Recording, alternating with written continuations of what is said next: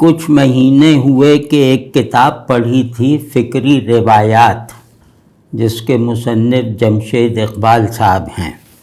تو گو کہ اس کتاب کی بعض کہی اور انکہی دونوں طرح کی باتوں سے مجھے اتفاق نہیں ہے، لیکن ایک چیز اس میں ایسی ہے اور اتنی قابل قدر ہے کہ اگر ہم اسے اپنے حق میں استعمال کرنا چاہیں اور موجودہ ذہنی سطحیت سے نکلنا چاہیں تو وہ بہت کارآمد ہے۔ وہ یہ ہے کہ مختلف روایات کا علم رکھے بغیر، یعنی وہ چاہے فکری روایات ہوں، تہذیبی ہوں، علمی یا مابعد طبیعی ہوں، ان کا علم رکھے بغیر اپنی روایت سے بھی ذہن کی گہرائیوں کے ساتھ اور ذہن کی خلاقی کے ساتھ جڑا رہنا مشکل ہو جاتا ہے، کیونکہ جب تک تنوع اور ایسا تنوع جو اپنے اندر آنے والی چیزوں کے اختلافات کو بھی ہم اصل رکھتا ہے، وہ ٹوٹنے کا ذریعہ نہیں بلکہ جڑنے کا راستہ دکھاتا ہے، وہ بہت ضروری ہے، کیونکہ ہمارا ذہن ایسا نہیں ہے کہ ہم ایک ہی راستے پر اس طرح چلتے رہیں کہ ہمیں ادھر ادھر دیکھنے کی ضرورت نہ پڑے۔ تو اگر ذہن کو اچھا کرنا ہے، حتیٰ کہ ذہن کی ایمانی ساخت کو بھی اگر بہتر کرنا ہے،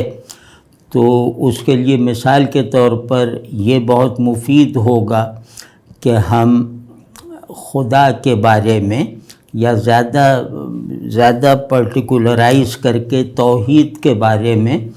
دوسری روایتوں کے تھیمز دیکھیں۔ اگر ان کے بنیادی متون ہیں تو انہیں دیکھیں، ان کی شرحیں دیکھیں، اور جیسے اگر توحید ایک روایت میں اس طرح پائی جاتی ہے، دوسری روایت میں اس طرح پائی جاتی ہے، اور دونوں کے درمیان جو ہے جو بھی ایک دوسرے سے مختلف ہونے کا رنگ ہے وہ بہت آسانی سے کھرچا جا سکتا ہے۔ مطلب یہ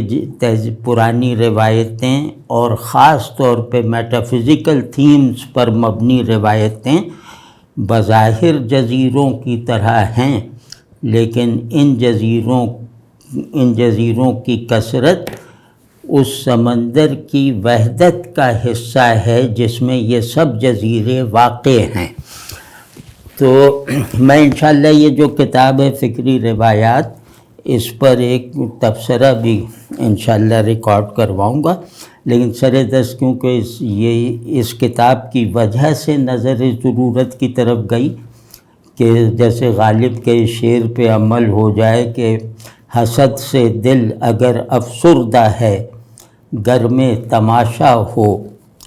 کہ چشم تنگ شاید کثرت نظارہ سے واہ ہو۔ تو بہرحال اب باقاعدہ آغاز کرتے ہیں، اور یہ آغاز گویا آج پہلی نشست ہے، اور ہمارا موضوع کئی نشستوں تک شاید چلے، کیونکہ اس میں ہمیں قدیم روایتوں کا احاطہ کرنے کی کوشش کرنی ہے۔ اور وہ قدیم روایتوں سے مراد یہ کہ رسول اللہ صلی اللہ علیہ وسلم کی بعثت مبارکہ سے پہلے کی مذہبی اور مابعد طبیعی یا عارفانہ روایات جو خدا کی توحید کی اصل پر قائم ہیں، یعنی جو بھی ان کا تصور الہ ہے وہ اس کی توحید پر جو ہیں وہ قائم ہیں۔ تو یہ ہم انشاءاللہ دیکھیں گے کہ توحید اپنے مختلف روایاتی مظاہر کے ساتھ ما قبل اسلام، تو اس میں ایک سہولت یہ بھی پیدا ہو جائے گی کہ آپ صلی اللہ علیہ وسلم سے پہلے کی جو روایتیں ہیں مابعد طبیعی اور مذہبی روایتیں، ان کے بارے میں ہمارا یہ تاثر ہے کہ ان کی بنیاد ممکن ہے کہ نبیوں کے نے رکھی ہو، تو ان پر بات کرتے ہوئے جیسے خوف نہیں ہوگا، جھجک نہیں محسوس ہوگی۔ اور ویسے بھی یہ بات بالکل واضح رہے کہ یہ کوئی مذہبی گفتگو نہیں ہے، اور مطلب اس کے لیے نص اور روایت جو طلب کرنا یہ ناسمجھی ہوگی۔ اور جیسا کہ میں نے بتا دیا کہ آج ہم ویدانتی روایت کے ایک تھیم پہ بات کریں گے، اور وہ کوئی آپ صلی اللہ علیہ وسلم سے 1500 سال پہلے شروع ہوئی تھی۔ تو اس موضوع پر بات کرنے کا ایک فوری مقصد یہ ہے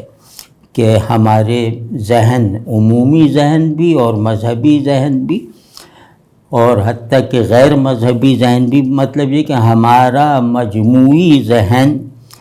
جو ہے وہ اس پر چھائی ہوئی پژمردگی اور اتھلے پن کا کچھ نہ کچھ ازالہ ہو سکے۔ تو اس میں مطلب یہ کہ میں اپنے طور پر گویا شرح صدر کے ساتھ سمجھتا ہوں کہ جو کند ذہنی اور سنگ دلی یہ ہم پر مسلط ہے، اور صرف مذہبی لوگوں پر نہیں بلکہ یہ ہمارا قومی مزاج سا بن چکا ہے، اس میں ملحد و مسلم کی تمیز نہیں رہ گئی۔ تو اگر اس کن ذہنی، جارحانہ تعصب، سنگ دلی اور بے علمی، جہل پسندی، تنگ نظری، بے ذوقی، غرض ایک لائن لگا لیں، عیب جوئی، اور سب سے بڑھ کر یہ کہ انسان ناشناسی سے جان چھڑانی ہے، اگر اب بھی خواہش کے درجے میں یہ بات رہ گئی ہو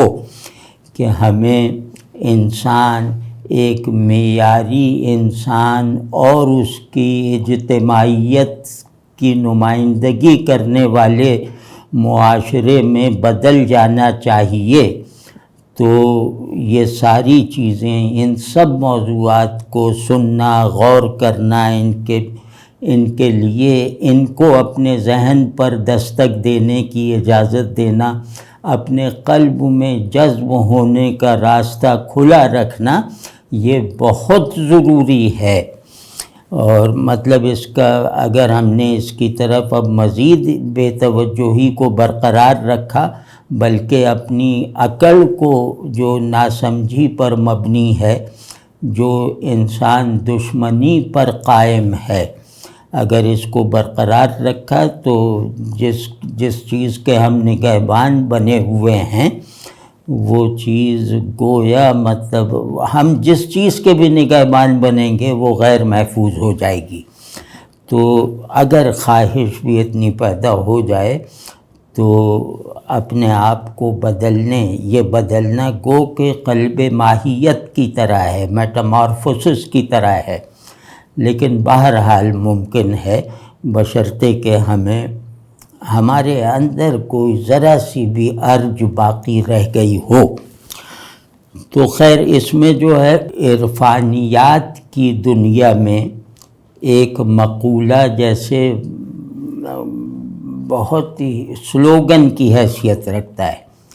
یہ قول تمام تمام عرفانی روایتوں کا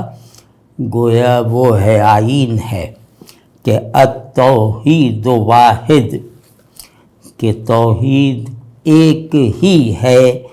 ایک جہاں پائی جائے گی ایک ہی ہوگی۔ تو یہ اصول ہے ان تمام روایتوں پر میں جاری و ساری جو وحدانیت الہ کی قائل، مطلب وحدانیت الہ کی اصل پر اپنی علمی، تحقیقی اور جمالیاتی سرگرمیوں کو انجام دیتی ہیں۔ تو یہ جو توحید ہے، یعنی اللہ کا ایک ہونا، اللہ کو ایک ماننا یا وحدت محض، یہ جو ہے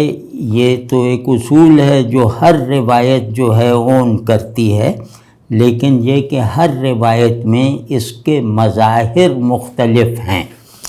تو اختلاف کی پہلی وجہ جو ہے وہ یہ ہے کہ بعض روایتیں نبوی روایتیں ہیں، تو وہاں توحید کا پورا ڈسکورس گویا نبی کی زبان سے وحی کی ترجمانی کرتے ہوئے اظہار پاتا ہے۔ تو توحید کے نبوی مظاہر وہ جو آرگنائز ریلیجنس ہیں، سامی ادیان ہیں، یہ اس کے مظاہر ہیں۔ اور دوسرا ہے غیر نبوی مظاہر، یعنی ایسوٹیرک مینیفیسٹیشنز، تو یا حکیمانہ حکمت کی روایت میں پیدا ہونے والے مظاہر اس توحید کے جس توحید کو نبوی روایت سے اخذ تو نہیں کیا گیا، لیکن وہ نبوی روایت سے ملنے والی توحید سے مختلف نہیں ہے۔ تو یہ دو بنیادی چیزیں ہیں، اور انہی دو بنیادوں پر، انہی دو کیٹیگریز پر قدیم روایتیں تقسیم ہوتی ہیں۔ تو آج جو ہم ادویت پہ بات کریں گے تو یہ ویدانتی روایت ہے، ہماری اس تہذیب کی روایت ہے، اور اس روایت سے کم از کم جنوبی ایشیا کے مسلمانوں کا بالکل ہی بے خبر رہ جانا خود ان کے اللہ کے ساتھ تعلق کو سرسری اور سطحی بنا دے گا، کیونکہ ہمارے اندر تمام سچائیاں اور گہرائیاں اور پیشنز وغیرہ جو ہیں وہ ہمارے تہذیبی سیلف سے پھوٹتے ہیں۔ وہ کوئی ایسا نہیں ہے کہ ایمان لا کے ہمارے اندر نئی طرح کے احساسات اور جذبات اور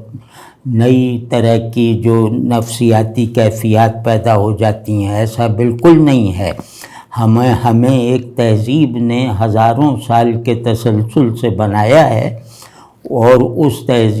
ہم اسی تہذیب کی پروڈکٹ ہیں۔ یعنی پروڈکٹ ہیں کہنے کا مطلب یہ ہے کہ ہمارا سوچنے کا انداز، دیکھنے کا اسلوب،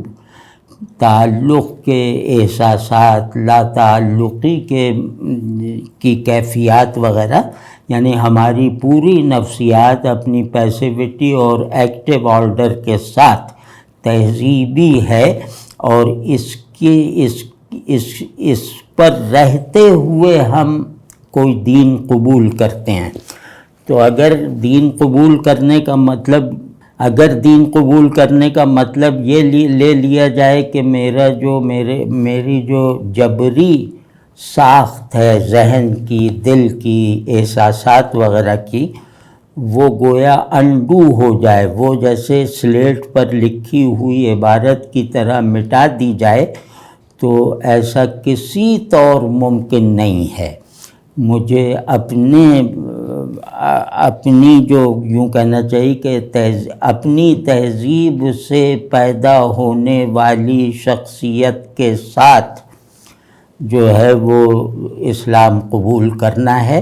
اور اسلام قبول کر کے جب اللہ کا نام آئے گا، اللہ کی کتاب سامنے آئے گی، نمازیں پڑھنے کا حکم سامنے آئے گا، غرض عبادات اور اخلاق، یہ سب ابواب جب مجھ پر کھلیں گے تو یہ مطلب ممکن نہیں ہے کہ میری نماز عربوں کی نماز کی طرح ہو۔ میرا اللہ سے تعلق ذہن کی سطح پر وہی ہو جو مثال کے طور پہ کسی دوسری تہذیب کے مسلمان کا ہے۔ تو میرے مطلب اللہ کے ساتھ تعلق کے ذہنی اور قلبی اور احساساتی اسالیب مجھے میری تہذیب کے دیے ہوئے ہیں۔ اگر وہ برسرِ کار نہیں آتے تو اس کا مطلب ہے میں نے دین کو سنجیدگی اور سچائی اور پورے وجود اور پورے شعور کے ساتھ قبول نہیں کیا۔ تو اس کی اتنی اہمیت ہے۔ یہ سب جو ہے عرب بننا اور فلاں بننا، یہ انتہائی جو ہے وہ غیر سنجیدگی کا مظاہرہ ہے خود اسلام کے ساتھ۔ ہماری جو ہماری تہذیبی روایت، تہذیبی روایت یہ کہ یہ سنسکرت اور پہلوی کا مجموعہ ہے، یہ ویدانتی روایت ہے، تو اس کے بعد اس جو ہے وہ ایک خاص طرح کی شخصیت، ایک خاص طرح کی تہذیب اور اجتماعیت پیدا ہوئی، جس کا ذہن، جس کا دل، جس کے احساسات وغیرہ سب اپنے تھے۔ تو اس نے پھر مختلف نظریات کو قبول کرنا شروع کیا، مطلب مختلف مذاہب کو قبول کرنا شروع کیا۔ تو آپ دیکھیں کہ وہ تمام مذاہب جو ہیں وہ انہیں ماننے والی شخصیتوں کی ذہنی اور قلبی اور طبعی ساخت ایک سی ہے، ان کی معاشرت ایک سی ہے، ان کی ذوقی ترجیحات، ان کی جمالیاتی تھیریز وہ ایک سی ہیں، تو اسی میں وہ پھلے پھولے ہیں۔ تو اگر یہاں مسلمان ہم ہوئے تو اس کا مطلب یہ نہیں ہے کہ ہم اپنی تہذیب کو بالکل ہی کلوروفارم کا ٹیکہ لگا کر جو ہے وہ سن اور مفلوج کر کے مسلمان ہوئے ہیں۔ نہیں، ہم اللہ کو ماننے والے کی حیثیت سے اللہ کے ساتھ تعلق کے نئے مظاہر کا امکان اور اسپیس رکھنے والی تہذیب میں اسے مان رہے ہیں، اور یہ ذمہ داری ادا کر رہے ہیں کہ ہم اصول مطلق کو ریلیٹو مظاہر کا تنوع اور رنگا رنگی فراہم کرنے کی ذمہ داری لے رہے ہیں، اور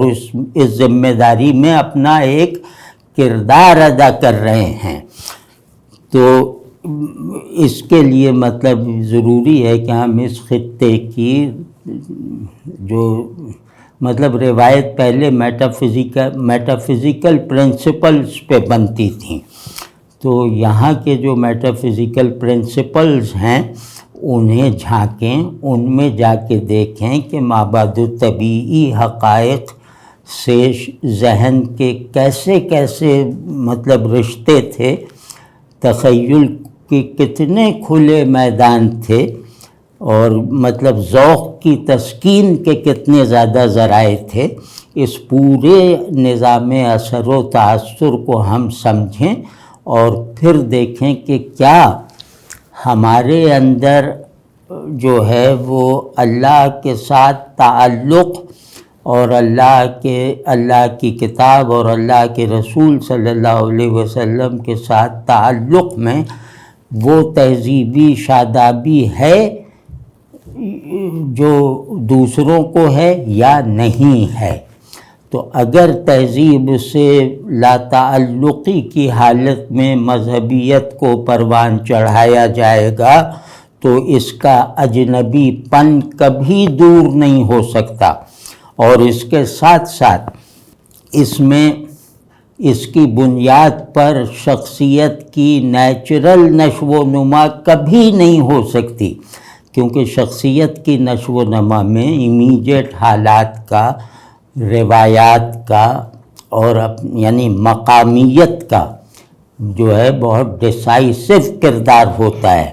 تو میں صرف کوئی چیز ہاں سے نہیں میں بدل کے اور نہیں سے ہاں میں بدل کے اس جبر سے، یہ جبر جو برکت ہے، یہ جبر جو قانون فطرت ہے، اس سے بغاوت نہیں کر سکتا، اور اگر ایسا کروں گا تو بالکل جیسے کٹ پتلی بن کے رہ جاؤں گا، اور اس کی ڈور کبھی عربوں کے ہاتھ میں ہوگی، کبھی ایرانیوں کے ہاتھ میں ہوگی، اور میرے اندر کسی بھی چیز سے سچا ہونے والا کوئی بھی صلاحیت و طاقت جو ہے وہ عمل میں آنے کا راستہ ہی نہیں پائے گی، کیونکہ وہ راستہ میں نے خود لا الہ الا اللہ کہہ کے اس پہ بند کر رکھا ہے۔ تو ایسا نہیں ہے، لا الہ الا اللہ یونیورسل ہے، اور یہ اپنی ایبسلیوٹنس اور ایبسلیوٹ ٹرانسینڈنس کے ساتھ آل ریلیشنز کو مطلب تمام نسبتوں کو قبول کرتا ہے۔ تو یہ اپنی ایبسلیوٹنس کو تمام ریلیٹیوز میں منتقل کرنے کے راستے فراہم کرتا ہے، اور جو یہ نہیں کرتا وہ نادان ہے، وہ مطلب وہ دل میں اس کے کچھ نہیں ہے۔ اور یہی دیکھ لیجئے کہ دین حافظے میں رہ گیا ہے یا نہیں رہ گیا۔ تو حافظہ بس حافظہ ہے، حافظے کا مجھ پہ کیا اثر؟ حافظہ تو جب چاہے خالی کر لوں، جب چاہے جس چیز سے چاہے بھر لوں۔ تو یہ ایک بالکل آرٹیفیشل سا ایک جو قبولیت، تعمیل، تسلیم، یہ جو نظام ہے، اس کا حاصل حصول کچھ نہیں ہے سوائے اس کے کہ ہم اندر سے کھوکھل اور خالی شخصیات بن کر رہ جائیں اور اپنے اندر کے خلا کا انتقام لینے کے لیے دوسروں پر خدائی فوجدار بن جائیں، تو اللہ وہ دن نہ دکھائے۔ تو خیر، یہ جو روایت ہے اس ہندی، قدیم ہند کی روایت، یہ ویدانتی روایت ہے۔ اور ویدانت جیسا کہ جانتے ہیں کہ ویدانت کا مطلب ہے ویدوں کی انتہا، یعنی ویدوں کی پوری شرح، یا وید کا مطلب علم اور معرفت بھی ہوتا ہے، تو اس کا ایک مطلب یہ بھی کہ علم کی انتہا، تو اسے ویدانت کہتے ہیں۔ اور ویدانت کہہ کر ہم وہ تین متون، تین کتابیں مراد لی جاتی ہیں۔ ایک ہے اپنشد، دوسری بھگوت گیتا، اور تیسری برہم سوتر، جسے برہما سوترا جو انگریزی میں لوگ پڑھتے ہیں وہ کہتے ہیں۔ تو اس میں سب سے اہم ہے اپنشد۔ اپنشد ایک لفظ ہے، اس کا لفظی ترجمہ ہے استاد کی کرسی سے نزدیک ہو کر شاگرد کا فرش پر بیٹھنا، یعنی اپنشد۔ تو یہ جو اپنشد ہیں ان کے بارے میں روایت تو ہے کہ یہ 150 بنے تھے، لیکن یہ کہ ان میں 10 کے قریب ہیں جو بہت اہم ہیں، اور جن کی بنیاد پہ ہم کہتے ہیں کہ یہ ویدانت ہیں۔ اور ویدانت کا ایک مطلب یہ ہوتا ہے کہ جب ویدوں کو بالکل ریچولز اور رسومات وغیرہ میں استعمال کیا جاتا تھا، تو کچھ لوگ اٹھے، اور وہ لوگ بھی جیسے نبیوں کی طرح اس روایت میں ہوں گے، جنہوں نے کہا کہ نہیں، اس لٹرلزم کو ختم کرنا ہے، اور ہمیں ویدوں کے جو جوہر ہے، معنوی جوہر، وہ تلاش کر کے اسے اظہار میں لانا ہے۔ تو وہ تھا توحید۔ تو ہمیں توحید کو یعنی ادویت کو اظہار میں لانا ہے۔ ان میں یعنی ادویت کے کم از کم 2-3 ورژنز ہیں، لیکن ان کا ذکر ابھی نہیں کرتے۔ ابھی ہم صرف ایک جو اس کا اسکول ہے اس تک محدود رہیں گے، اگلی نشست میں دوسروں کا بھی تذکرہ کریں گے۔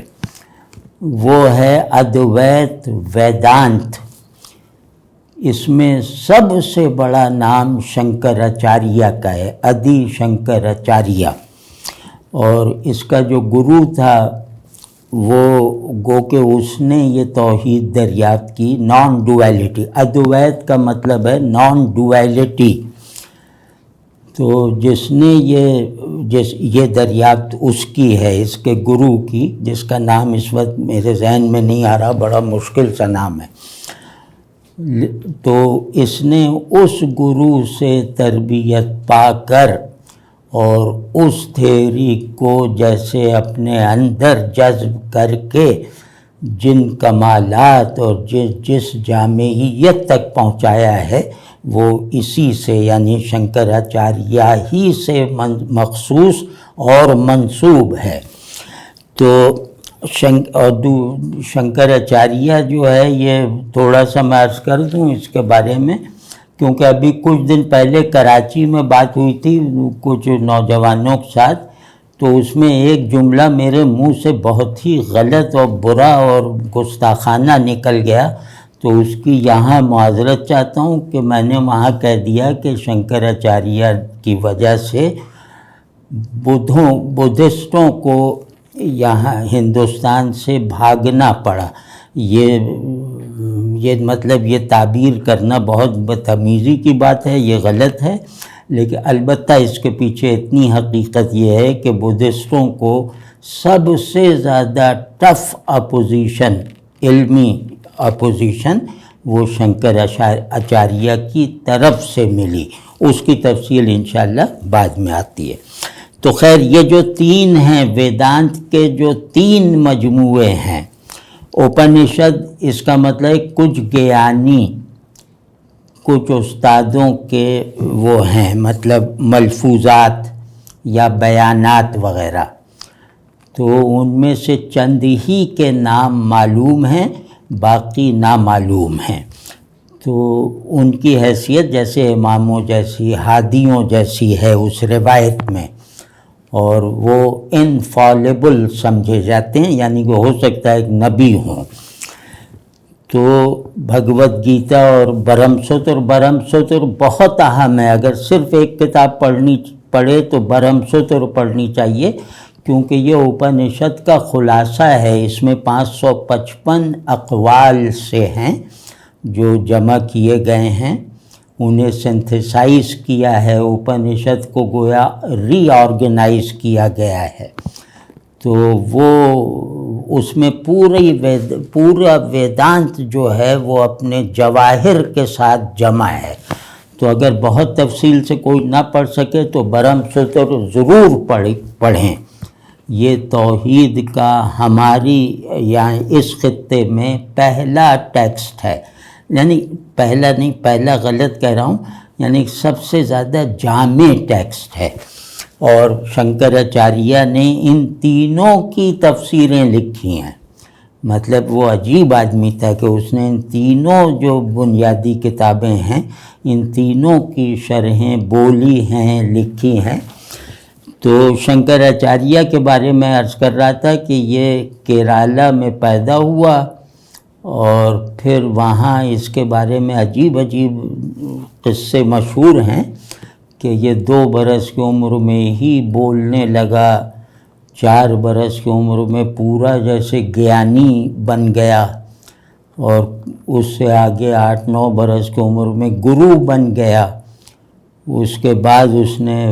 والدہ نے روکا بھی، لیکن یہ کہ باپ کے انتقال کے بعد یہ چل پڑا اور اس نے سنیاس لے لیا.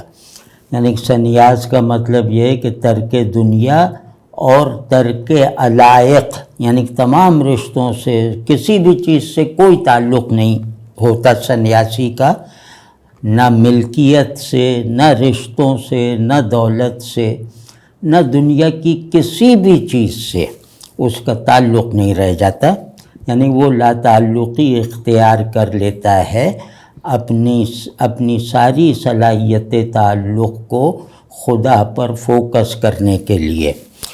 تو اس نے سنیاس بہت کم عمر میں لے لیا. وہاں سے ہردوار وغیرہ جو ان کے مقدس مقامات ہیں وہاں پہنچا، پھر وہاں کچھ رہا، اس کے بعد یہ سفر ہی میں رہا، اور اس کے چیلے بنتے چلے جاتے تھے. یہ جیسے ایک موبائل لیکچرر تھا، تو کہیں جنگل میں بیٹھ گیا، وہاں درس دینے لگا، وہاں کے بڑے لوگ اسے گرو مان لیتے تھے، وہ پھر اس کے ساتھ سفر میں شامل ہو جاتے تھے. تو غرض یہ چلتا رہا، اور اس نے 4 آشرم یا خانقاہیں یا تعلیم گاہیں بھی بنائیں مختلف حصوں میں ہندوستان کے، اور ان میں اپنے 4 خلفاء بٹھائے جو اپنی اپنی جگہ بہت بڑے یوگی اور گیانی تھے. تو خیر یہ سب کر کے یہ جب آگے بڑھتا رہا اور ہمالیہ کی ترائی تک اسے شاید پہنچ کر وہاں وہ روایتیں اور بھی ہیں، بہرحال اسے وہاں پہنچ کر گویا وہاں قیام کرنا تھا. تو وہاں تک پہنچتے پہنچتے یہ جگت گرو کہلانے لگا، یعنی سب کا پیر. تو لیکن یہ کہ وہاں یہ 32 برس کی عمر میں مر گیا. اب آپ سوچئے کہ 32 برس کی قلیل عمر میں اس آدمی نے پورے ویدانت کو ایک فلاسفیکل ڈسکورس اور ایک تربیتی نصاب بنا کر دکھا دیا، اور یہ وہ آدمی ہے جس نے ہائر انٹیلیکٹ کو جو ہے وہ گویا قابل عمل بنا دیا۔ اس نے ہائیسٹ انٹیلیکٹ کو عام آدمی کے لیے بھی پریکٹس کیے جانے کے لائق بنا دیا۔ یہ اس کا بہت بڑا کارنامہ مانا جاتا ہے۔ اس کو کاش ہم بھی سمجھیں کہ ذہن کو بہت اچھا کرو، بہت اچھا کرو، اور اس کی روشنی کو اپنے عمل سے اظہار بھی دیتے رہو۔ تو یہ اس نے کر کے دکھایا ہے، اور 2-4 آدمی نہیں، لاکھوں آدمی اور ایک پوری روایت کھڑی کر دی ہے۔ اس پورے فلسفے کے یا اس پوری معرفت کے 4 بنیادی کردار ہیں جن کا میں ابھی عرض کرتا ہوں، یعنی 4 ستون ہیں۔ پہلی بات تو یہ کہ یہ ٹرانسینڈنس اور ایمیننس، اس کا مطلب ہے کہ ایک حقیقت ہے، سپریم ریالٹی، وہ زمان و مکان سے باہر بھی ہے اور زمان و مکان میں موجود ہر وجود میں جاری و ساری بھی ہے۔ یعنی ایک آئی ہے میں، وہ تم کو بھی میں کہنے کی اجازت دیتا ہے، اور وہ تم میں بھی منتقل ہو کر تم کو تھوڑے عرصے کے لیے محفوظ رکھتے ہوئے میں تک پہنچنے کے لائق بناتا ہے۔ تو یہ ان کا ایک پیراڈاکسیکل پیٹرن ہے جو ہمارے یہاں تصوف میں بھی تنزیہ اور تشبیہ کے نام سے معروف ہے، اور یہ کوئی اجنبی بات نہیں، ہر روایت میں ہے کہ جو سب سے بڑی حقیقت یا ذات ہے وہ زمان و مکان پر حاکم ہے اور زمان و مکان سے ماورا ہے، یا وہ زمان و مکان سے ظاہر بھی ہے اور زمان و مکان سے اسی آن میں ماورا بھی ہے۔ تو یہی تصور یہ ویدانت میں بھی ہے، لیکن اس کو نان ڈویلٹی یوں کہتے ہیں کہ اس میں برہما، یعنی برہما جو supreme reality, supreme truth, absolute truth, یہ برہما۔ تو برہما جن چیزوں سے ظاہر ہے، یعنی زمان و مکان میں جو موجودات ہیں ان میں برہما ہی حقیقت کے طور پہ موجود ہے، یعنی کائنات بھر میں برہما جاری و ساری ہے۔ ہم کائنات کو برہما کہہ سکتے ہیں بغیر خوف تردید کے، لیکن یہ کہہ کر اگر ہم رک گئے تو یہ نامکمل تعارف ہوگا برہما کا۔ تو ہم یوں کہیں گے کہ کائنات وہ ہے اور وہی ماورائے کائنات بھی ہے۔ اب اس کا مطلب بتاتا ہوں، اللہ کرے کہ لوگ یہ سب نہ کہیں کہ مشکل ہے، کہ وہ اپنے آپ کو بھی ٹرانسینڈ کیے ہوئے ہے۔ یہ جو ایک پیراڈاکسیکل وہ ہے، یہ تمام میٹا فزکس کا جوہر اصلی ہے، یعنی کہ حقیقت اور حقیقت کے ظہور یا اس کے مینیفیسٹیشن میں جو بھی تعلق ہے وہ لازم ہے کہ پیراڈاکسیکل ہو۔ تو جیسے یہاں پر نان ڈویلٹی ادویت میں یہ پیراڈاکس اس طرح ہے کہ ہم اس کو آخری جملہ اگر بنائیں تو وہ یہ کہہ سکتے ہیں کہ برہما خود برہما سے بھی ماورا ہے، یعنی اس کا کائنات سے ماورا ہونا اس مفہوم میں ہے کہ وہ خود سے ماورا ہے۔ اب اس میں جو ہے یہ بہت خوبصورت تصور ہے، اور اس میں حلول نہیں ہے جیسا کہ لوگ غلط فہمی سے کہتے ہیں۔ یہ حلول نہیں ہے، کیونکہ جیسے وحدت الوجود ہے تو وجود، مادہ وجود ہر جگہ ایک ہے، لیکن خالق وجود جو وجود حقیقی بھی ہے وہ ان سے ماورا ہے۔ تو اس کو ہم کہیں گے کہ وجود اپنی حقیقت میں موجودات سے ماورا ہے، یعنی کہ وہ موجودات کا کانٹینٹ ہوتے ہوئے بھی ان سے ٹرانسینڈنس کی نسبت رکھتا ہے۔ تو مطلب کوئی اجنبی بات نہیں ہے، لیکن پھر میں کہہ رہا ہوں کہ یہ مذہبی باتیں نہیں ہیں بھائی، اس پہ فتویٰ وغیرہ نہ لگاؤ، اور یہ فلسفیانہ باتیں ہیں، یہ ایک الگ ڈسکورس ہے۔ جب شعور جو ہے وہ ایمان سے اپنی تمام تر صلاحیتوں کے ساتھ روشن اور مانوس ہو جاتا ہے تو اس طرح کی تفصیلات خود بخود پیدا ہوتی ہیں۔ جو آدمی اللہ کی شان پر بول نہ سکے اپنے لفظوں میں، اس نے بیچارے نے اللہ کو کیا مانا ہے؟ جس کا تخیل اس کے ایمان کی مضبوطی کا مسلسل سبب نہ بنتا رہے، اس آدمی نے کیا اللہ کو مانا ہے؟ تو ہم تو اس کا علاج کر رہے ہیں، مذہبی باتیں نہیں کر رہے۔ اگر ہم کہیں کہ دین ہے تو پھر اسے متوازی دین کہنا درست ہے، لیکن اگر ہم یہ کہیں کہ یہ دین کے وہ آثار ہیں، یہ دین کی وہ تاثیر ہے جو بہترین دماغوں اور بہترین دلوں میں جا کر تفصیل اور تزئین حاصل کرتی ہے، تو اس کو تم کہاں سے کہو گے کہ یہ ہے یا وہ ہے؟ یہ ہر دین کا، یعنی یہ دین کا فیضان ہے، دین نہیں ہے، لیکن اس فیضان کا حامل بنے بغیر تم نے دین کو نہ مانا ہے، نہ سمجھا ہے، نہ برتا ہے۔ تو ان کی اہمیت یہ ہے۔ تو خیر، یہ جو ویدانت ہے اس میں 4 جیسے ستون میں نے عرض کیا تھا نا، کہ ایک تو یہ ہے کہ برہما دا سپریم ریالٹی، یہ ایک ہے، ایک کا مطلب ہے 2 نہیں ہے، اور لا متناہی ہے کیونکہ زمانی نہیں ہے، فارم لیس ہے کیونکہ مکانی نہیں ہے،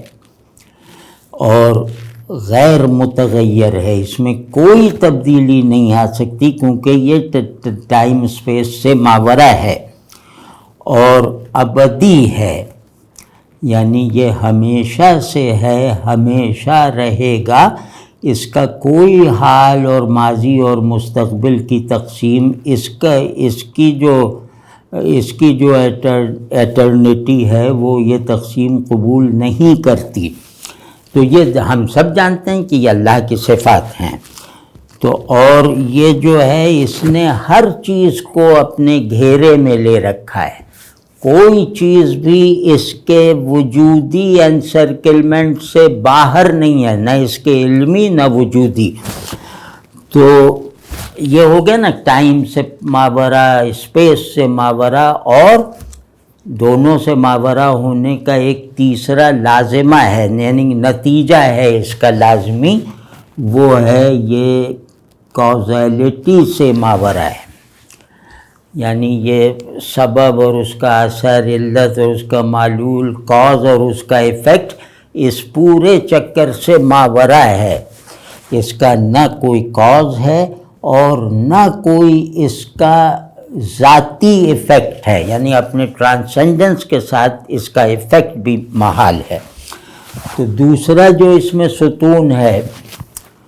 وہ ہے آتما۔ آتما 2 طرح کے معنی میں استعمال ہوتی ہے۔ آتما جیسے جیو کو کہتے ہیں، ذات کو یا شخصیت کو، یعنی انڈیویجول سیلف، ایک آتما یہ ہوتی ہے، اور دوسری بھی آتما ہوتی ہے، وہ یونیورسل سیلف ہے، وہ کازمولوجیکل سیلف ہے۔ تو ابھی تو ہم اس کو انڈیویجول سیلف کے معنی میں دیکھ رہے ہیں کہ یہ جو ہے آتما، یہ برہما سے دور نہیں ہے، اس سے منقطع نہیں ہے، یعنی ان دونوں میں آتما اور برہما میں کوئی فاصلہ نہیں ہے، آتما چاہے یونیورسل ہو چاہے انڈیویجول۔ تو انڈیویجول آتما جو ہے وہ اسے مطلب وہ لوگ اس پر اصرار کرتے ہیں. جو لوگ انڈیویجول سیلف کو حقیقی مانتے ہیں وہ لوگ جہالت کے لینس سے اسے دیکھ رہے ہیں. وہ شعور کی آنکھ نہیں ہے، وہ جہالت کی آنکھ ہے جو اس کو حقیقی دکھاتی ہے. یعنی میں اپنے آپ کو حقیقی سمجھنے لگوں تو میں نے گویا اگنورنس کی نظر سے خود اپنے آپ کو دیکھا. تو یہ ٹھیک ہے کہ بظاہر صورتاً میں اور برہما، انڈیویجول آتما اور برہما یہ ایک ہیں. یہ نہیں، یہ دو ہیں. مطلب اس کو آتما کہنا اور اسے برہما کہنا یہ اس بات پر دلالت کرتا ہے کہ یہ دو ہیں اور ان کے ناموں کو گڑبڑ نہ کیا جائے، لیکن یہ اپنی اصل میں ایک ہیں. اصل میں ایک ہونے کا مطلب یہ ہے کہ آتما بھی برہما ہی ہے، لیکن اس کا برہما ہونا معطل ہے جب تک یہ سیلف ریئلائزیشن کے نتیجے میں برہما ہونا جو ہے وہ ریئلائز نہ کر لے، تو تب یہ برہما ہے. اور اس میں ابھی آگے اس میں بہت تفصیل ہے کہ ان کے یہاں سب سے زیادہ سیلف اویئرنیس یا اپنے آپ کو پہچانو، نو دائی سیلف، ان کا جیسے موٹو ہے. تو دوسرا جو اس پورے جو یونیورس آف ڈسکورس ہے ادویت کا، اس کا دوسرا جو حصہ ہے وہ مایا ہے. نہیں، تیسرا برہما، آتما، تیسرا مایا. تو برہما حقیقت ہے، آتما اعتبار ہے، اور مایا ایلیوژن ہے، دھوکہ ہے، فریب نظر ہے. مایا کہتے ہیں دو ہونے کو حقیقی دکھانا، یعنی چیزوں کو دوئی کے اصول پر دیکھنا. یعنی کہ تعداد میں گنی جا سکنے والی چیزوں کو تعداد ہی کے تابع رکھتے ہوئے ان کی وحدت اصلی سے الگ کر کے ان کے الگ الگ ہونے پر گویا اپنے علم کو تمام کر لینا. تو یہ جو فریب نظر ہے، یہ جو ایلیوژن ہے، ایلیوژن کو ابھی کھولتے ہیں، یہ جو فریب نظر ہے یہ خود برہما کی اسکیم کا حصہ ہے. یعنی کہ خود مایا ایک مینیفیسٹیشن ہے برہما کی، اور اس کے حقائق، اس کے اسرار اور اس کے پیچھے چھپی ہوئی مصلحتیں وہ وہی جان سکتا ہے جس نے اپنے آپ کو پہچان لیا ہے. تو the state of liberation frees the soul from the cycle of birth and rebirth. تو ہاں perceives the unity of Atma and Brahma. تو جب دعوت یہ دی جاتی ہے کہ اپنے آپ کو یعنی انڈیویجول سیلف کو یعنی مایا کے سب سے مضبوط دکھاوے کو، سب سے مضبوط دکھاوا مایا کا میں خود ہوں نا، تو اس کو اندر سے پہچانو، اس میں چھپی ہوئی حقیقت کو جانو،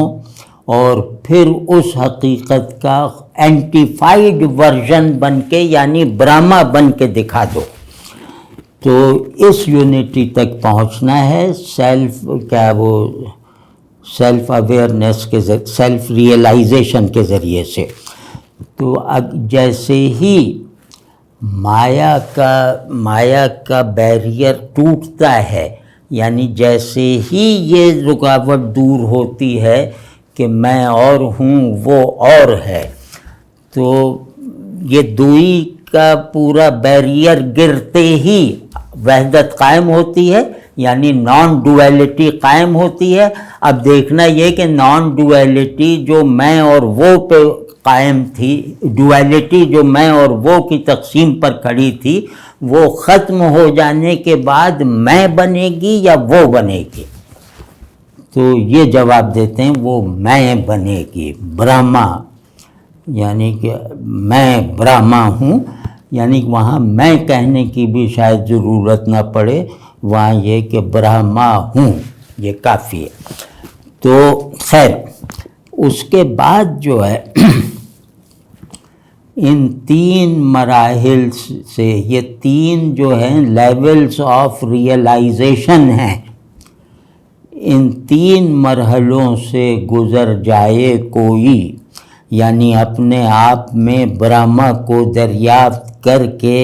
انڈیویجول سیلف ہونے کے واہمے سے نجات پا جائے،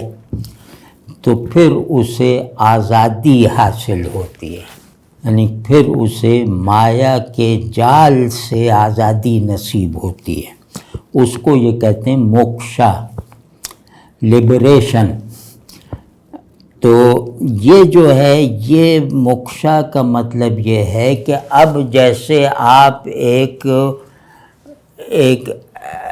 ایبسلیوٹ ریئلائزیشن تک پہنچ گئے وداؤٹ اینی ریلیٹیوٹی، وہاں آپ ایک ایبسلیوٹ نان ڈویلٹی تک پہنچ گئے، اور وہاں تک پہنچنے کے نتیجے میں مایا کا جو سب سے بڑا ہتھیار تھا وہ جو ہے کند ہو گیا، یعنی اگنورنس، وہ جہالت سے نجات مل گئی،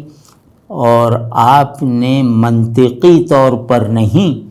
صرف منطقی طور پر نہیں، صرف ذہنی سطح پر نہیں، صرف علم کی حیثیت سے نہیں، بلکہ ایک وجودی ایکسپیرینس کے طور پر اپنی اور برہما کی نان ڈویلٹی کو ایکسپیرینس کر لیا، دریافت کر لیا، اور ویسے ہی بن گئے۔ ظاہر ہے جب میں نے اپنے اندر کی حقیقت کو دریافت کر لیا تو دریافت ہونے والا رہ جائے گا، دریافت کرنے والا تو فنا ہو جائے گا نا۔ یہ موکشا ہے، اور یہ جسے بھی نصیب ہو جائے پھر وہ آواگمن کے چکر سے بھی آزاد ہو جاتا ہے، یعنی پھر وہ برہما میں ضم ہو جاتا ہے۔ وہ ایک ان کا آواگمن کا ہے، وہ سبھی جانتے ہیں۔ تو اب یہ بالکل ابتدائی طور پر ایک جیسے خلاصہ سا ہے، لیکن دل یہ چاہتا ہے کہ ہم اس کو ذرا ہائر سطحوں پر بھی دیکھیں، کیونکہ بلندی جو ہے نا وہ دماغ اور دل کے فاصلے کو کم کرتی ہے اور بعض مرتبہ ختم کر دیتی ہے، جس کے نتیجے میں ایک جیسے